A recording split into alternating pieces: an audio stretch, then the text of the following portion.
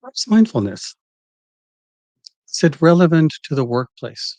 Or is this something better left in, I don't know, weekends and conversations with friends? Spiritual conversations, perhaps. Is there a financial advantage to being mindful? Can our businesses be more successful? And does the integration of AI change that in any way? Does it replace it? Does it augment it? Does it help us? These are some of the questions that we'll discuss today as we'll look at how Agile really leverages the power of mindfulness as one of its pillars for creating the Agile culture. Welcome to Agile for AI. My name is Sean. The past 20 years, I've been very passionate about Agile. I have benefited tremendously from it. And I look forward to sharing with you some of that benefit so that you can experience it yourselves, especially with AI, the fourth revolution, industrial revolution driven by AI coming upon us. I feel it's particularly important that we pay close attention to what Agile offers us, contrasted to what Waterfall gives us, the benefits of each, so that we're well prepared to have a good workplace in the future that integrates AI in a safe place, in a safe way. So, with that, let's get started and talk about today's topic. It's mindfulness as another one of the pillars to create an agile culture. I mentioned before about how context, establishing context in our conversations is another one of these pillars. And it's important because when we're saying something, the words alone don't carry universal meaning. Different people, because of their perception, their own experiences, their own biases, will listen to those words in a slightly different way. Therefore, it's really important for us as a speaker to do whatever we can to establish proper context so that what we're saying is more likely to be interpreted and understood in the way that we intend. Establishing those good communications is really important to create any type of trust relationship with others. And trust is a fundamental aspect of establishing an agile culture. Without trust, it's not possible. So when we have good trusting relationships with others, we have openness. We have the ability to speak frankly, to speak about reality, the things that are truly happening, which in turn helps us make good decisions. These are two very important pillars. And today we talk about the third one, mindfulness. When we look historically and how Waterfall has dealt with mindfulness, it actually has undermined it. It has created a culture of non-thinking, really emphasizing doing. The important thing is to do. Um, I mentioned before about Theory X. Theory X, emerging in the 1800s, is has a series of management assumptions. Those management assumptions include things like workers are lazy. They don't want to do things. The only way to get them done is to bully them into getting the work done. These are some of the assumptions that are part of that cultural mindset. And it creates, as a result, a real division, a distinction between the thinkers in the company and the doers in the company. And we don't want, Waterfall doesn't want the doers to go around thinking. That actually can create problems. Waterfall just wants to execute without question, to get the job done. Consider then in the waterfall model, there's a lot of thinking up front. We call it requirements up front. We spend a tremendous amount of time thinking, thinking, thinking, thinking. A small group of people think, think, think, think, think, and then come up with a plan to execute, and that's going to deliver whatever is needed. Well, the assumption, and in some cases it's a valid one because the work may be simple enough or maybe suitable enough to doing it that way. Um, the assumption is that we've already thought about it. What is there to think? Let's simply get it done. Focus on getting it done. I reiterate what I said before, and I mean it very sincerely. It's not that waterfall and compared to agile are better or worse. Neither one is better or worse. They're suitable for different types of work. And in the type of work that waterfall is good for, indeed, we don't want to be introducing a lot of changes and a lot of late thinking. We really should have been done previously because it's possible to do it. The work lends itself to doing that. So when we're in the middle of execution, what we want is for let's get it done, execute reliably and well and quickly so that we can deliver as quickly as possible. And Agile deals with different type of work. It deals with work that has a lot of ambiguity. It deals with work that in during execution it's shifting, it's changing. We don't have time to spend months considering these things. If we don't evaluate them and we make decisions on the fly, good decisions on the fly, we're going to miss the opportunity to deliver to the market when it's necessary. This is where mindfulness really comes into play. Agile is all about thinking and communicating very, very, very deeply in ways that help us look at what's not immediately obvious. And there's a lot that's not immediately obvious. Mindfulness is that tool that helps us see deeper into what's going on in a given situation. When I use the word mindfulness, if the thought of meditation and yoga comes to mind, fair enough. If you engage in those practices, you'll find mindfulness a little bit easier to do because the mind is already trained to a discipline that lends itself to developing mindfulness. However, I'm not talking about meditation or yoga or anything like that. What we're talking about when we talk about mindfulness is about being in the present moment, not just being present, wholly being present at a level of awareness that is higher than the normal self that we normally do. And that deeper way of presence of mind promotes engaged thinking. It allows us to optimize and adapt our thinking to the current situation. So let's take a step back and consider what this mindfulness is and how it factors into human thinking. Consider a job that you've been in in the past and how in the beginning, when you were just starting, you were asked to do something. And it was something that you executed repeatedly thereafter while you were at the job.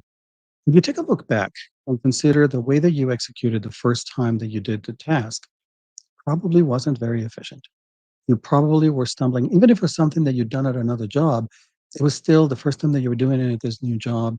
And there were new things, new people, new locations for information, any number of things that changed that you now needed to incorporate into your awareness, into your knowledge, to be able to execute the task.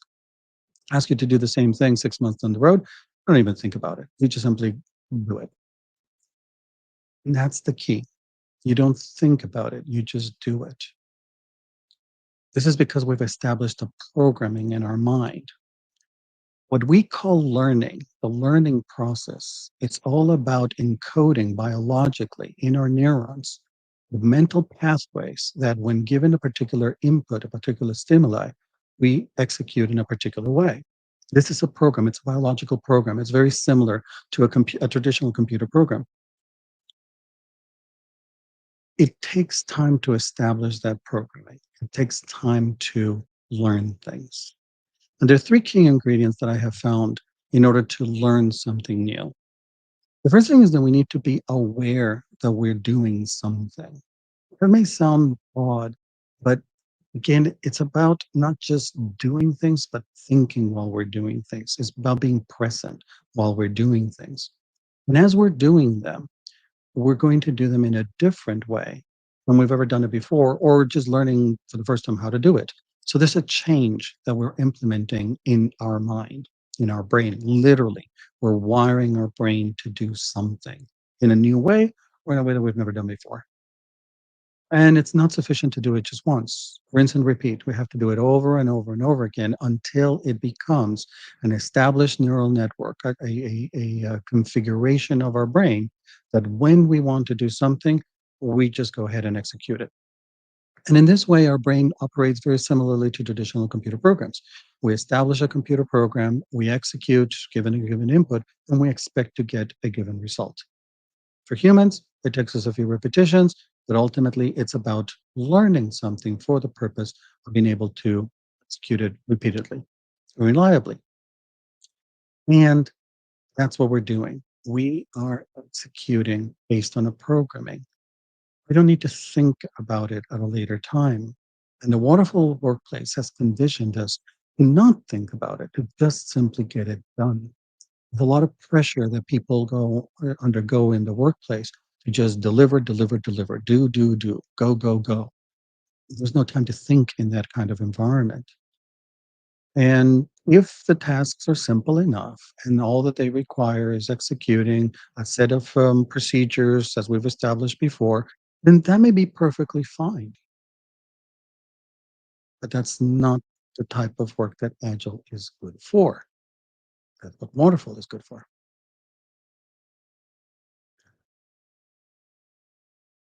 So, what Agile is concerned about is that very intricate, very complex, changing, late breaking information, changes in the marketplace, changes in requirements, changes in technology and the way that we do things. There's a lot of change, there's a lot of movement, and we need to continue doing the work despite all of those challenges. We can't afford to take a year off, learn, think, and then come back and do it, which will be the waterfall approach. We have to do it as we're learning, as we're discovering. There's a lot of risk involved in that. Is the information available to us to make good decisions as we're executing? And the answer is yes. The information is all there. We may not be aware of the information. That's because of limitations in the way in which our brain, human brain works. The information is there. So a few facts about how the brain works. For those of you who may be aware of this, who may have studied a little bit about it, I recognize that there's a lot of disagreement in the scientific community as to what the exact numbers are. We don't know. We're learning. We're discovering. Regardless of the scale of accuracy in this statement, the fact is that we're dealing with orders of magnitude of data, and the difference in that, in the two states that our brain operates in, the conscious and the unconscious, the subconscious. The amount of data that the brain can process is anywhere between 11 million to 400 billion bits of data, bits per seconds of data. I'm going to use a conservative number, 11 million, in the calculation I'm going to share with you in a minute. That's a lot of information.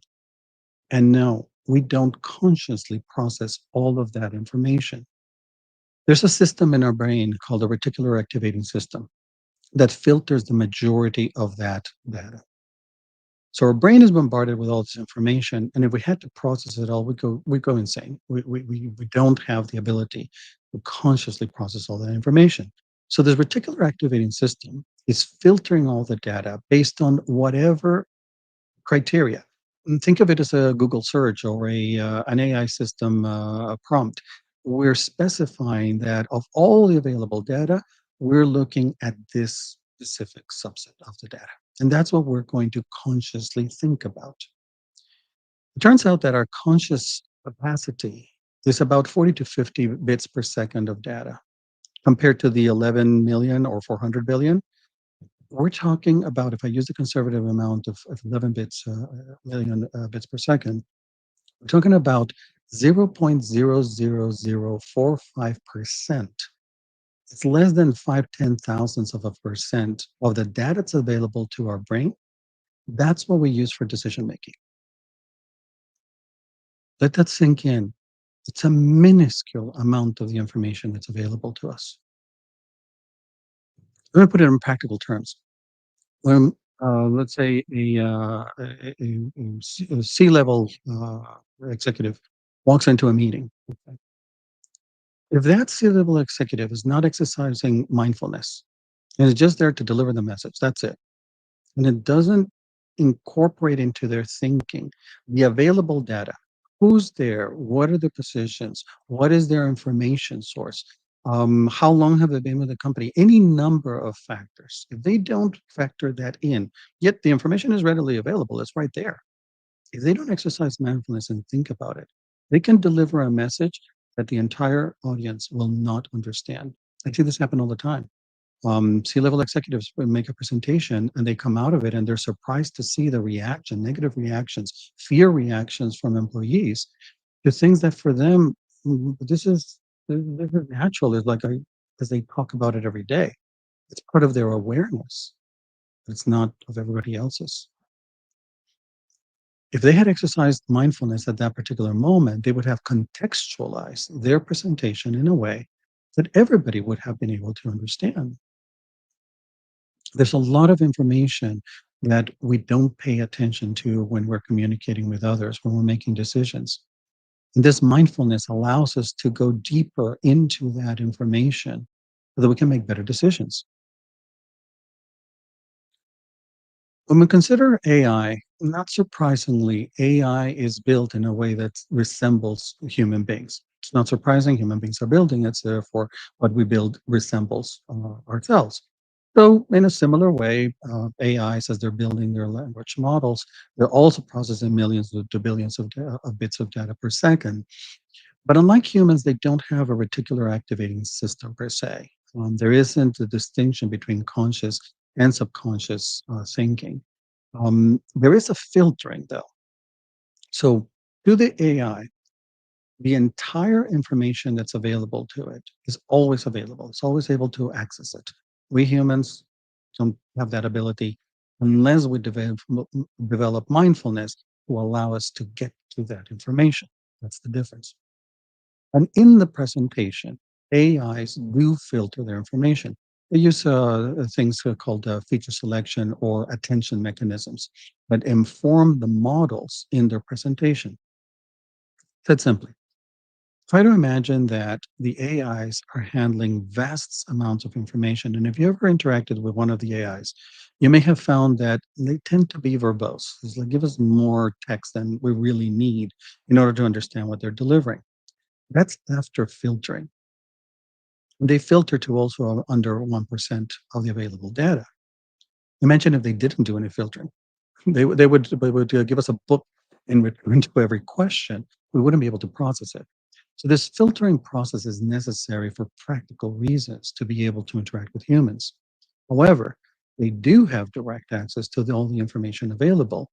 And if we fine tune that filtering in a way that gives us better access to more of the information, and we combine that with our human mindfulness, now imagine we're racing from that 0.00045% of data available to make decisions to, even if we just modify it by one decimal point, it's a huge, huge increase in the amount of information that we're using to make better decisions. This can really help improve our trust in the information that we're handling, in the decisions that we're making, in properly contextualizing our communications because we have more information available to help us do that. It can lead to better decision making and problem solving.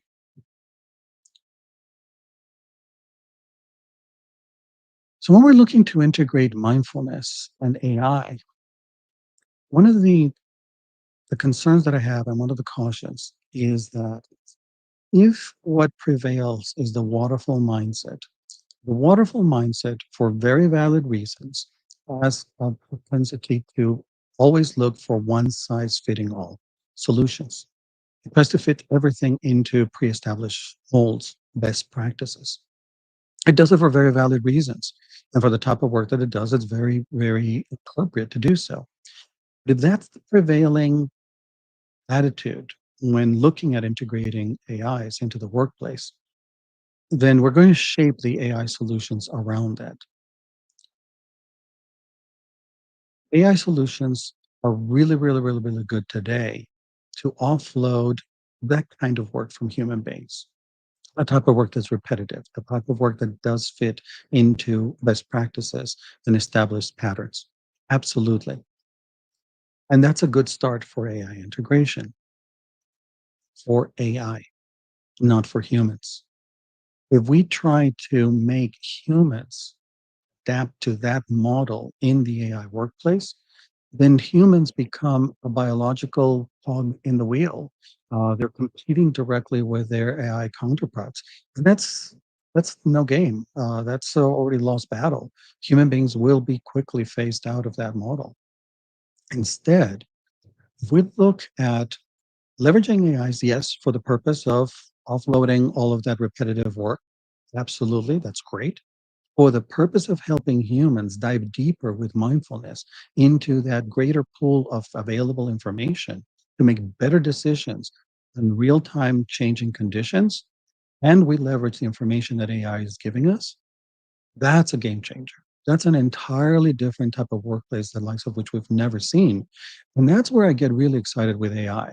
So I think that that can create a really fun, exciting, challenging workplace where we have access to tools and information we've never had before. So that's exciting. If instead we fall to the model of fitting in with the prescribed high level execution of AI and try to compete with it, mm, that's that's no fun, to put it mildly. So we consider that there is value in mindfulness, that it does open the doors to better decision making, more information that raises the human status for merely executing mindless droning work, getting into really interesting puzzle solving and problem solving, real time problem solving.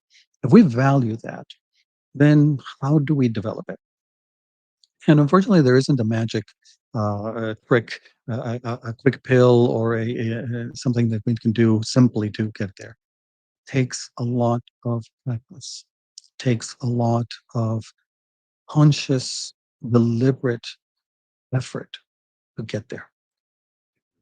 So the first thing to do is, as you're about to engage in any activity, think before doing it. And this is where your current work environment may not be nurturing of that way of doing work.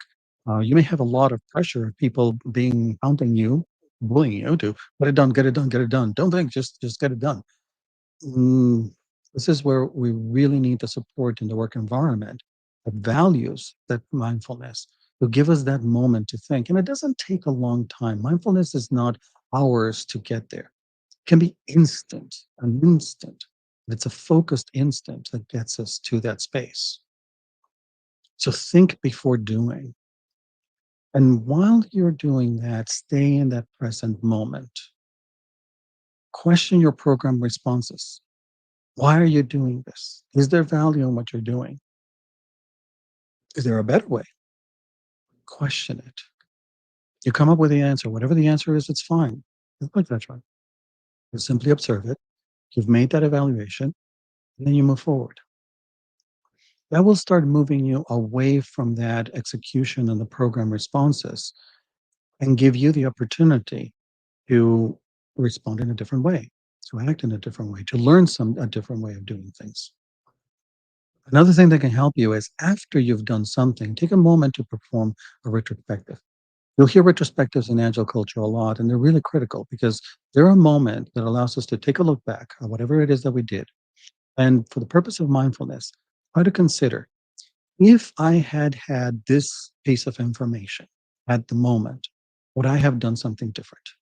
And then see, was that information available? More than likely, yes, it was available. But for some reason, you filtered it out because of that particular activating system. So, how can you modify your personal filters to see more of the information as you're going through execution? That will start moving you into that space of mindfulness where you're looking for that. You rinse and repeat. It takes practice. You'll eventually get there. As I already touched upon, having a culture in the workplace that values and nurtures this approach is really important. This is why there's this shift from the waterfall approach to the agile approach. It's not about just tools and different tools and processes. Yes, those are important. Those are the agile methodologies. It's about incorporating this way of thinking that goes deeper than we've ever gone before in the execution of the work so that we get better results. When there is a lot of ambiguity, a lot of uncertainty, a lot of risk, we make better decisions that help us manage those risks. So there are many barriers in the traditional work environment today to develop mindfulness. And I would offer that it's a critical skill that we humans need to develop in order to avoid becoming irrelevant in the AI workplace. So this is one of those tools, one of those pillars that I suggest are really critical for us to develop as part of developing an agile culture. Incorporating mindfulness better prepares us to face future challenges, recognize opportunities that we might otherwise not even notice as they're happening, and prevent from creating a dystopia workplace where we're just a biological cog that can easily be replaced by better performing AI systems. So, with that, I would encourage you to take a moment to think about today's topic, to consider how mindful you are, how many opportunities, what obstacles you may be facing in the workplace to exercise more mindfulness, and to consider, would it be helpful for you to be more mindful? If nothing else, it might help you realize that the work that you're doing is just a bunch of repetitive work that is very easy to replace with AI. A lot of people ask is like they're obviously concerned and wondering, is my job at risk? Well, before somebody tells us that, yeah, it was, and by the way, you're out of here, take a moment today to think, not just execute. Think about what you're doing. Is it just simple repetitive work? Could you program a computer? It would be difficult to do, but can you envision programming a computer to do it? If the answer is anywhere near yes, the likelihood is that yes, it will happen. And it will probably happen soon because AI is moving very quickly. So, with that piece of information that you now have, consider how you can enhance your decision making, that you can be above that and you can offer better value to your company, to your customers. So, with that thought, next time that we get together, we're going to talk about the other pillar to we're going to develop an agile culture, which is that of respect. Until then, if I've earned it, please give me that thumbs up and that subscribe. And please leave a comment in the comment section so that we can have a chat about it. So thank you so much. I look forward to the next time.